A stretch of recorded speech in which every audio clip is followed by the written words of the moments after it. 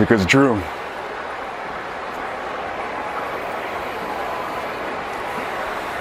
you will always be my favorite number 2. It ain't right. It ain't right. It ain't right. That shit is wrong.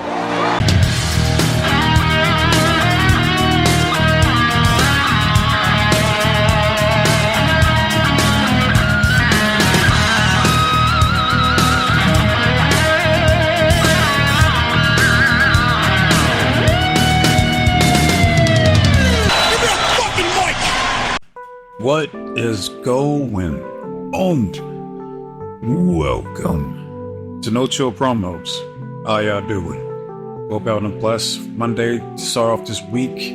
Before I get into this video about WWE's favorite number 2, Numero Dos Drew McIntyre. Just got to do a quick shout out to all subscribers to the channel and to the followers on Rumble. Back at 176.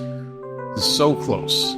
So close. It's 24 away from 200. Once you get to 200, gonna drop the 5 through 10 favorites of all time video. Till then, I'm gonna keep on going. Got a busy week this week. Got Royal Quest 4, got Wrestle Dream, got the Maury Gold finals I had to cover from last week, along with the reviews. Got to do a video about the Hurt Syndicate. So a bunch of shit I gotta do. Alright, but I wanted to do this video because the bullshit that happened on Saturday. So let's get into it. Now, did I watch Bad Blood? Absolutely not. Right? And I'll probably give my opinion and we'll have to watch a fucking recap when I do the Raw review. And that'll be on Tuesday. Right? But what I want to cover is the fact that I was hearing all this shit about people praising up and down the Hell in a Cell match, which was the opening match for Bad Blood. Well, all I see was CM Punk standing over the lifeless body Drew McIntyre. Got this man looking up at the lights, dazed and confused. Alright, apparently he had a big ass fucking gash on top of his fucking head from CM Punk. I guess he threw a metal box or some shit like that at the top of his head. Fucking cracked him open the hard way. And I seen mixed reviews for this match. Alright, people said like this is one of the best selling cells they've done in years. I seen the whole. Apparently, this is the thing now. We're calling matches cinema now. Like the Hell in a Cell match between CM Punk and Drew McIntyre was cinema. And I've also heard people say that the match was shit, that it was overproduced, that they didn't use the Hell in a Cell at all. They didn't even go outside. So I don't fucking know. And I don't care because I didn't watch the fucking match. Alright? The only thing I care about is the fact that CM Punk went over on Drew McIntyre. That's what bothers me. Because it's just like Roman Reigns told him. He told him flat out. That's how the WWE feels. That you are our favorite number 2. So you go back and you watch that feud between him and Roman Reigns and Shane McMahon. He had to put him over every single fucking time. He has yet to have a clean, definitive win over Roman Reigns. Crazy. And that's going back from 2008, 2019, 2020, and 2022. From WrestleMania to Stomping Grounds to Raw to Survivor Series to Clash at the Castle. This man, Drew McIntyre, always has to put over Roman Reigns. Vince is number 1. So that's kind of the story of Drew McIntyre's career. He had to put over Vince McMahon's number 1, Roman Reigns. Now he has to put over Triple H, his number 2, CM Punk. Because right now, number 1 still Cody Banks, aka Cody Perez. And I'm not going to go into detail of his career prior to him getting released back in 2014, because we all know the Jobber group, 3MB, him losing to El Torito or El Dorito, whatever you're going to call him. You know, just complete jobber. Even though he was supposed to be the chosen one. Well, what the hell happened? I'll tell you what happened. You know, in his words, he said it was creative differences. That's code for politics. Because at that time, back in 2014, Vinnie Mac decided to put all his eggs inside the basket of Roman Reigns. So Drew decides to leave. He goes to TNA. Has a pretty successful run, in my opinion. He was a former TNA World Heavyweight Champion. You know, he was in that group with short-lived group of The Rising with Camacho and Eli Drake Yeah. All right. So then he leaves. All right, goes to NXT, becomes NXT World Champion. All right, even though I wasn't watching NXT around that time, like him and guys like fucking Bobby Roode were NXT champion, wasn't watching that. All right, then he gets called up, to Raw. He's put in a tag team with Dolph Ziggler, and he has to feud with Roman, as I already discussed, but he gets completely buried. All right, like that feud did nothing for Drew McIntyre. All right, mind you, he came back and he was jacked, better than ever before. But that's still not good enough. Then the pandemic happens. All right. Then you got Roman. He has to go home because his leukemia comes back. So Vince needs a guy. And Vince is like, who do we pick? Drew. Yeah, we'll pick you, Drew. Now's your time, pal. I always believed in you. Even though you're not as good as Roman or Cena. But that's okay. Now, let me raise a question to anyone who decides to watch this video. Do you honestly think that Drew McIntyre would have got the push that he got back in 2020 if Roman Reigns never went away? I think not. And that's just me personally. Right? I don't think he would have got it. Which is fucking crazy. It's flat out insane. Because you got Drew McIntyre. He's tall as hell. He's jacked. He was in arguably the best shape of his life then. He could cut a promo. He could work in the ring. It's like he checks off all the boxes, all the metrics that you look for in a wrestler. He's got it covered. And that's still not good enough. Just think about that, man. But he goes on, he wins the Royal Rumble, and he beats Brock Lesnar clean at WrestleMania. And Drew did his best. He held it down, or he put in work, as a man, as a face in the WWE back then. Even though it was short-lived, because guess who comes back? Roman Reigns. All right, then you have Vinnie Mac. He talks to Drew. He's like, oh, listen, pal. All right, you did good out there, son. All right, I'm proud of you. But Roman's back now. All right, and he's my number one guy. So, yeah, your push is over, kid. And that's what happens. His push was done after that shit. After Roman comes back, rest is history. All right, do we fast forward to this year? WrestleMania 40, all right, where he finally gets his moment in front of a live audience, that is. He was the one that was chosen to dethrone Seth Rollins' boring-ass garbage title reign as a World Heavyweight Champion. Even though the match itself was bullshit, because what should have happened, because mind you, this motherfucker was injured, and he wrestled the night before, so Drew should just went out there, claymored the shit out of him. All right, they'd probably hit like 2-3 more just for good measure. Just completely dog walk Rollins. That's what the fuck should have happened. But nah. I placed the blame on Triple H this time. But that bullshit, all the bullshit that happened at WrestleMania 40, that is Triple H's fault. All right, he probably talked to Drew. He was like, listen, Drew, you're going to go out there and have a 50-50 bucking match with Seth freaking Rollins. Now he's gonna put you over where you are gonna be the next World Heavyweight Champion, but make sure you make Rollins look good out there. And that's what happened. Struggled to beat an injured Seth Rollins. But he did win, and the crowd popped. He got the ovation that this man deserves. Alright, and you're thinking to yourself, okay, finally, they're going to give him the world title run that he didn't get to have back in 2020. He goes up to commentary, lays across the announce table. Why he did it the way he did, I have no clue.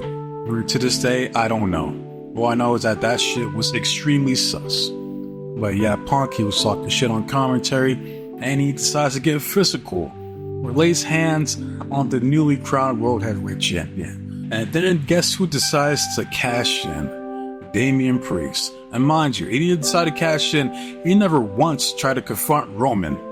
Never. Like, at all. There was no interaction. There was 2 world champions at that time. All right? It wasn't like Austin Theory when he was Money in the Bank holder. But all he had was Roman. All right, but at least he tried.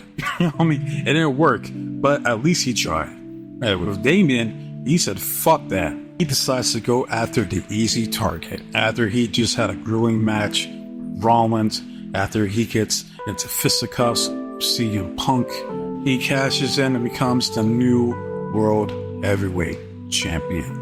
Drew McIntyre, he walks back to a gorilla position. he talks to Triple H, and he's like, "Hey, don't get mad at me, Drew.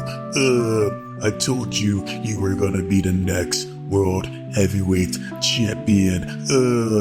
But Damian Priest had to cash in on you because he's not cashing in on Roman Reigns, and damn sure not my number one guy, Cody Rhodes."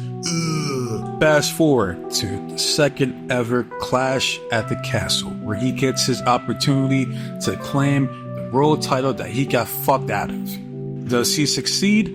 Nah. This man is 0-2 at Clash at the Castle when he has the home country advantage.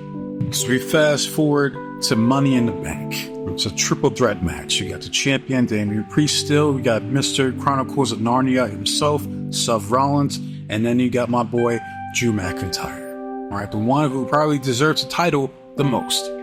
All right, does he win? Nah. Why is that? Because of CM Punk. So then he enters a program with old Phil Brooks, Mr. CM Punk. The same feud that this man carried, mind you, because this Jay Brown was still injured, so he couldn't even wrestle, alright, for half the fucking feud. So then we get the match at SummerSlam. Drew McIntyre versus old Phil Brooks, Mr. CM Punk, with Mr. Chronicles of Narnia as a special guest referee. Because that's really what this is about, alright? Between the feud between Rollins and Punk. The feud that was supposed to happen at WrestleMania 40. But it didn't because those two J Browns kept getting injured. Alright? You got one that was already injured, and you got the other one that got injured. But I digress. I'll follow up on that later. Alright? We get the match, and does Drew McIntyre win?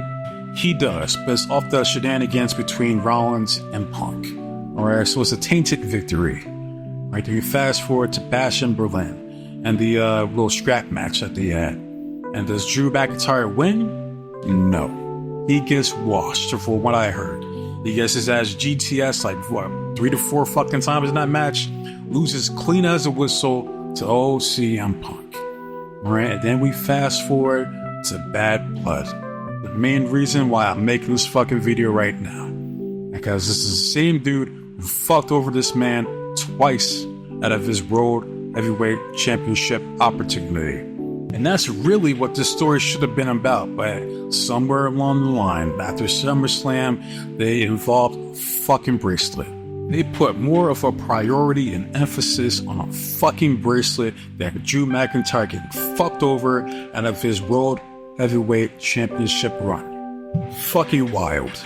Alright, and I didn't watch the match again, but all I heard is that CM Punk beat this man clean again at Hell in a Cell. Alright, and it is clean because, anything goes. It's one-on-one, there is no interference. It's man to man, and he fucking lost. So, not only did this man have to lose his World Heavyweight title due to this asshole, but this asshole wins the feud. It's so fucking sad. Like, you can't even get angry. I understand people who are angry. I get it. But me, it's just sad, bro. It's fucking sad. Like, if I'm Drew McIntyre, man, like, I hope that the bag, the check, deposit, the stipend, whatever the fuck you want to call it, the currency, however much it is, however much you got to put this motherfucker over, I hope it's good. I hope you're well compensated, man. If it was me, it couldn't be me. Alright, there ain't no fucking way I'm putting that bum over. The fucking 45 years old, looks like he's fucking 58, moves like he's 70, and I had to put his ass over? Get the fuck out of here. Absolutely not. It's like, who would you decide to push? And I'm asking the viewers, whoever watches this video also, who would you push in 2024? Would you push CM Punk, who was 45, washed up, more than half his time coming back as a professional wrestler since his hiatus years ago? He's been injured, mind you. Or would you push Drew McIntyre, alright, who checks off all the boxes, all the metrics that you look for in a top guy, alright? But for some fucking reason, they just refuse to go all in with them. I don't know, it eludes my understanding. I don't get it. I don't fucking get it, man. Then I see people with these genius takes online saying shit like, oh, CM Punk totally elevated Drew McIntyre at Bad Blood. What are you talking about? He elevated him. Now he's a bigger star than he was before the feud even happened. Okay? Like, how? Like, how the fuck is he elevated? He lost. He fucking lost. Like, he's a fucking jobber, man.